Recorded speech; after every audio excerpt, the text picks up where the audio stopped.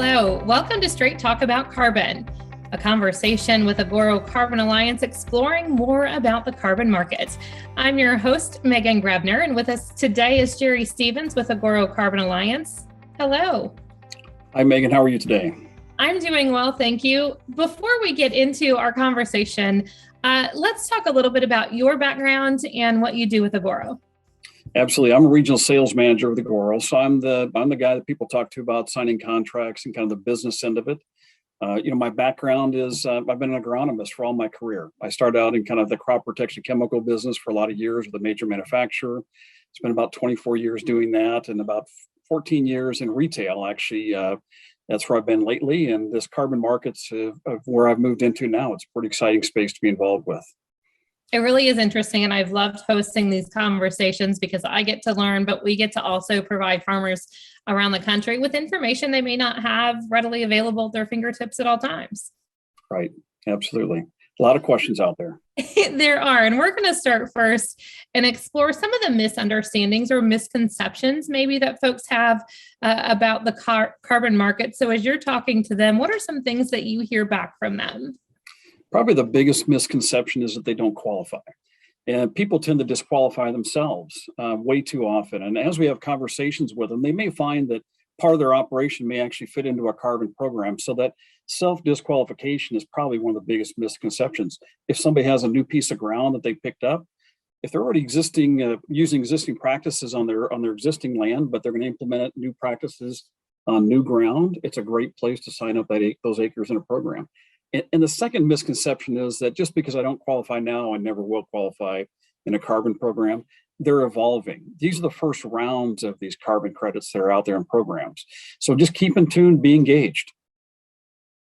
When you have that conversation with farmers, what do you want them to take away from it? When they ask you, okay, if I don't qualify now, what do you mean by I can qualify later? Do they need to keep having conversations? Do they need to check back in, maybe get a little out of their comfort zone? Well, I think part of that is just engaging in the process. And the only way to really understand these programs are to engage with companies. We have a lot of conversations with people. A good example is I believe in the future there'll be a lot of credits or programs available for water quality, for example. So just because you're already a no-till or already doing cover crops, it might be that you can implement practices to help water quality and be involved in those type of credits. So I think there's quite a few more opportunities coming down the pike. Let's talk a little bit about some of the maybe more known or some of those practices and how they're used in that carbon credit process. I think specifically like reduced tillage or no-till, cover crops, nitrogen management. How does that all play in that conversation? Well, absolutely. We're going to come back to nitrogen management because that's kind of a greenhouse gas avoidance type of credit. But the real key one that we work on are going to be improved tillage and introducing cover crops into their operations. And it's proven over the last 20 years, people know that no-till increases soil health, organic matter, if you will. Cover crops, having a variety or biodiversity out there increases microbial activity. So between improved tillage, cover crops, we increase that microbiome, the biology in the soil. And with that comes increased organic matter. And while you're doing that, you're also sequestering carbon. And that's what our program really focuses on. So let's talk a little bit about the two types of carbon credits. We'll start there, and then we can get into some of that conversation about that. Well, let's demystify this a little bit. I think that's probably where there's a lot of confusion in the marketplace. If you look at the practices everybody talks about, they talk about tillage, improved tillage. They talk about cover crops and nitrogen management. And in these programs, actually, we're creating two different types of credits. One of them is a greenhouse gas avoidance credit, which means if you just till your land less, you have less carbon emissions. If you involve a cover crop, it means that you'll have less CO2 emissions. If you stabilize your nitrogen, you'll have less greenhouse gas emissions. And those are kind of annual credits. They're fairly easy. They're kind of the easy button of carbon credits, if you will, because you can get in the program this year and out next, but there's not much permanency. The confusion is those same three practices, they're being used for carbon sequestration in the soil, which if anybody's trying to increase organic matter, if you will, in the soil, okay, to increase soil organic carbon or capture it takes time. Those tend to be longer term contracts there's more permanency, and they're actually more desirable for the buyers.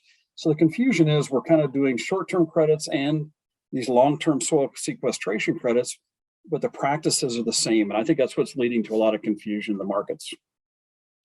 When we talk about short-term versus long-term, is short-term a way for guys and gals, women, farmers in general, to dip their toe into the carbon markets to see if it works for them? Or is it kind of, do you see a little bit of both, whether they'll go for long-term first because it sounds like a plan for them? How does that kind of play out in that conversation? The real key is what they call additionality. So in other words, you have to have a new practice or an improved practice to get involved in either one of those programs. Okay. The issue gets to be sometimes is if people decide to kind of go for the short-term programs and try it out, if they implement a cover crop program, okay, and a greenhouse gas avoidance program, which is a year-to-year program, they are not going to be able to get involved in a long-term soil sequestration program because they're already involved in a carbon program. They already implemented it for a different type of carbon program. So this is part of the homework people need to do is they need to ask questions about what type of credits am I creating and which ones they want to be involved in just a year-to-year program, which may work out well if you have leased ground. Long-term programs tend to work better on where you have long-term leases or owned property. Jerry, how does that also impact or play a role in producers' revenue when they're looking at opportunities in carbon markets? Well, I think that we should have probably talked about this under misconceptions, and that these carbon programs are not a cash cow. In other words, what they're doing is people have known this for years, that these types of conservation practices increase soil health. And really, the real benefit long term is having better quality soil. It's a legacy farmers and ranchers leave to the next generation. So this is some of the first programs outside the government, private programs that will incentivize people to help make those changes. If somebody wants to go to strip till, the amount of money I can pay them in a carbon program is not going to pay for a $250,000 strip till machine. I'll be the first to tell people that.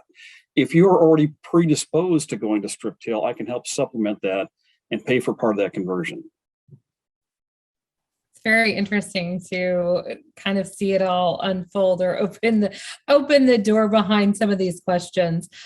When we talk about maybe questions that farmers and ranchers have, I know that as I talk to farmers around the country, they sometimes ask, what are we selling? So when we talk about that, how do you answer that question for farmers?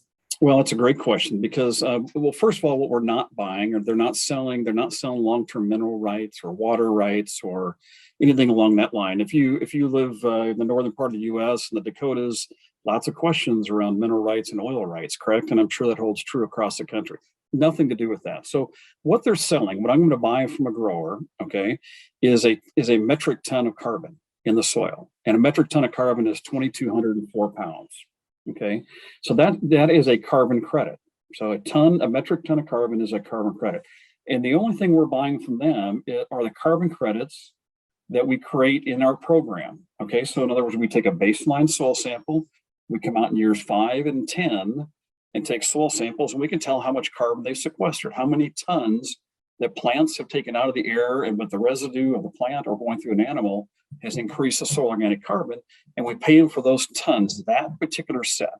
It's not the end of carbon credits for that operation.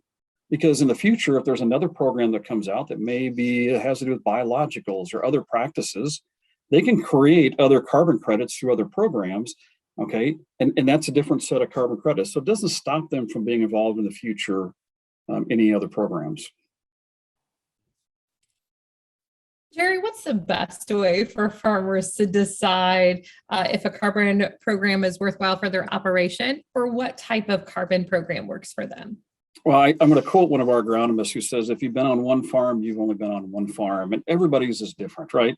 And just their style, their manpower, their resources. I always tell people first and foremost that these carbon programs, whichever one you choose, okay, it has to fit your operation. Okay, if you're looking for long-term soil health, water infiltration rates, water holding capacity, those sort of things, a soil sequestration program for carbon is probably your better choice. But also it means that if you don't have $1 million or $500,000 to go buy the equipment, does it really fit your operation? So I think that's the first thing people need to look at. what practices am I looking to change on my farm? Am I looking to reduce tillage? Okay, then it might be great for a carbon program.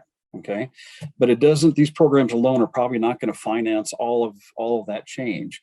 So make sure it fits your operation, and if it feels really forced, take a look down the line of what these next sets of programs will look like. And I think it's worthwhile waiting. Jerry, if folks want to find out more information, what's the best way for them to do so? Well, at Agoro Carbon at our website would be the best place to engage. And if they have questions on it, of course, they can get a hold of any of us that are agronomists or regional sales managers. But on the website, you can register and one of us will get a hold of you and we can talk about whether this carbon program will fit your operation. Jerry, thank you so much for your time. It's been a pleasure to chat today, but also it's so fascinating to see the opportunities that present themselves within these carbon markets and carbon conversations. Megan, appreciate your time today. Thank you. Again, for more information, go to agorocarbonalliance.com.